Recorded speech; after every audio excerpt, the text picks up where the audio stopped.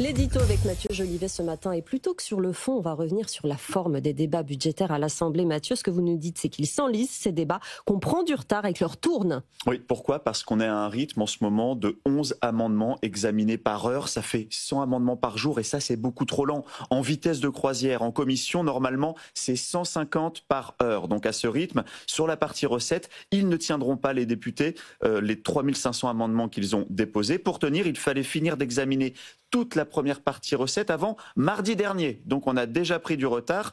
Pour rappel, la Constitution impose un délai maximum de 70 jours pour adopter le budget, 40 à l'Assemblée, 20 jours au Sénat et 10 jours de navette entre les deux chambres. Le tout doit être adopté avant le 31 décembre. Il y a quelques jours pourtant, on pensait que les groupes politiques avaient intégré l'urgence de la situation. Oui, on a vraiment des députés qui se sont tous mis en mode ultra-trail, des séances rajoutées toutes les nuits, tous les week-ends. Le parti présidentiel qui a retiré en urgence une centaine d'amendements, histoire de gagner un petit peu de temps. Le nouveau Front Populaire qui, lui, en a retiré 270. C'est un quart de leurs amendements. En parallèle, ils doivent examiner un budget de la Sécu qui a commencé en commission. Donc, normalement, le volet dépenses, il devrait démarrer, lui, le 5 novembre prochain. Mais là, on a du mal à voir comment ils vont tenir ces délais. La Constitution laisse 40 jours, donc, pour la première partie de l'examen à l'Assemblée. Ça leur laisse jusqu'au 23 novembre. Et si, à cette échéance, ils sont encore enlisés dans leur débat, le gouvernement invoque alors l'article 47 qui lui permet de couper court